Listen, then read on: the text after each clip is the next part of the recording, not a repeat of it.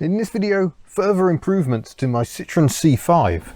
I'm going to fit these speakers I bought off eBay because they are absolutely knackered, as I shall demonstrate. It's not good. Oh, I've no idea what song that is, but they're distorting horribly. I'm hoping the tweeters are okay. I'm just going to replace the fronts to start with. If this goes well, I'll then replace the rear speakers, which are also in the door.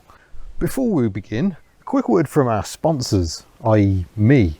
Have you been affected by a triangle of doom? This is a particularly bad one here on this Citroen C5. If so, there is a support group, and its members have merchandise, magnets, stickers, mugs, t-shirts, all available at hubnut.org. Right, on with the work and less silliness. Our first challenge is to get these panels off. I was worried I'd have to remove the entire door card, but I believe I should. Yeah, there we go. Just pull the, oh my gosh, yeah, look, no wonder it's distorting. If we just put the stereo back on again, yeah, that'd do it. Look at that. Whoa. Oh, but that's infuriating.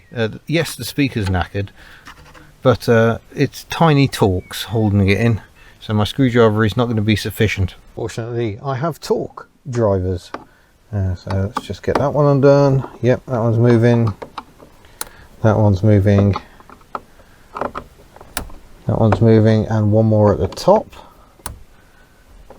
There we go, and should be able to get the speaker out. This is where I should be using one of my magnetic trays, isn't it? Not just throwing these on the floor of the car.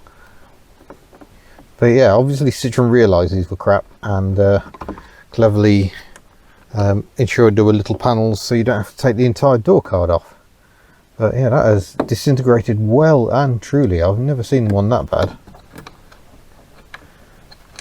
I was considering trying to repair them. You can actually buy these foam or rubber surrounds and repair the speakers, but the general consensus when I asked on Twitter was don't even bother. There we go. I've got a little wiring multi-plug on the back that'll hopefully be compatible with the new speakers. I don't think they're particularly fancy. It's really difficult to do one-handed. There we go. But yeah, that is a knackered speaker. So we shall open the box and see what the new ones look like. Hopefully they're the same size. Worryingly, this box lists, I'm just going to stick you up here for the moment. It lists all the models apart from the C5. C4, Xantia, Zara. These speakers will fit them all. And there's like a wiring adapter should we need it. I think it'll plug and play in some cars and not all cars. Let's see what we've got. Oh, yep, these look a good size. There we go. So just bring you down here. How to use this little adapter to fit the speakers. Oh, there's bits of foam, dead foam, all in here. Get all that out. It could be worth putting more sound deadening behind this to better keep the bass within the car. But I don't think I'm going to be getting the whole door card off. This is Hubnut, we don't do things the proper way. That looks like it should go on there. Yet somehow isn't. That's really good. These are the wires that came with the kit from Alpine. Oh, that's marvellous, well done Alpine. It really doesn't want to go on there. Brilliant, that's great. So that black wire just won't go on that little connector as it's meant to. Does the red one go on? Oh. No, neither of those seem particularly happy about going onto their respective connectors. That's great work, Alpine.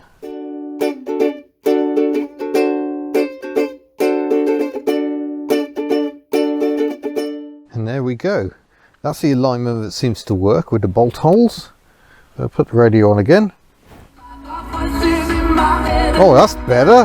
Hopefully that's not going to get me copyright banned, but that sounds an awful lot better. So I will do more testing on the road tomorrow. I suppose I better fit the other one. Now I haven't got a spec on these old ones. I'm not sure what power they would have had, but you can feel the weight difference. The magnet is much larger, so generally that means more power. So that flimsy little thing can go in the bin, and we're going to fit this one on the other side. Now, something I didn't realise when I bought this car is that the tailgate window pops up. The problem is the button is broken under here, but my mate Andy, who works at Peak 2CV, has shown me a trick how to actually open it. Unfortunately, it involves manipulating it on the inside of the tailgate, but there you go. So we've got two sets of struts because there's two sets of hinges. So the hinges for this bit are working very nicely. The bits for the main tailgate section are not, which is why it keeps closing itself. But here's another interesting thing. The rear wiper is mounted there. The motor is here. So the peg on the back of this motor has to, sorry, on the wiper has to slot in down here, which means that you can operate this wiper by hand, which has led me to discover that this wiper blade supplied by Euro Car Parts is the wrong size and doesn't actually seem to fit very well.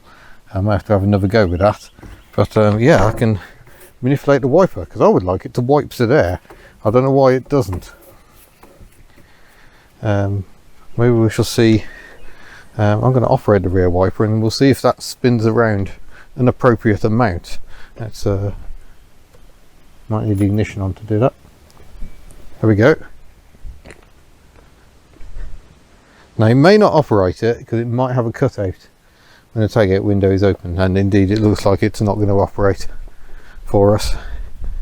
Put the rear wiper on, but nothing is happening. Yeah, I've got the ignition on. Okay, so yeah, it must just be a fail-safe, but it won't actually allow that. So yeah, that peg, very important that it engages when that shuts. And this is what's going on. Someone's been in here to try and operate it because there's a little push button there which should work, but alas it doesn't. So we'll shut that again. We'll set the wiper there so it's now engaged, and I'm going to see if I can get this wiper blade to fit a bit differently, so it actually looks like it should be a little bit closer there, and then it'll actually stop hitting on the top there, because that's not ideal. Well, there we go. I've managed to get the Euro Car Parts wiper to fit. All it required was me to tape it in place because it fits that well. Yeah, we'll say no more on that. I've trimmed the end of it and then replaced it with a bit of insulation tape, so hopefully it's going to stop catching on the top as well. Unfortunately, the rear washer still isn't working. If I turn the ignition on and I operate the rear washer, yeah, I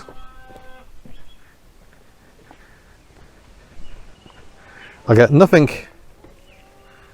here because it's washing the front, and jeepers, it did it again.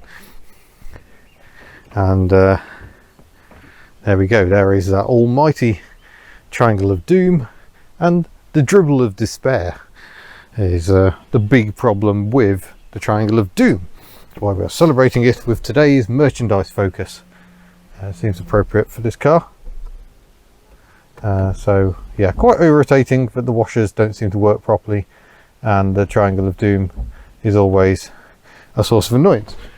I just thought I'd record a quick hub nut. I've been on the road today, set off just after the school run, so walked the kids to where they meet the bus, walked the dogs, jumped in the car, drove to Worcestershire, filmed two very exciting little cars.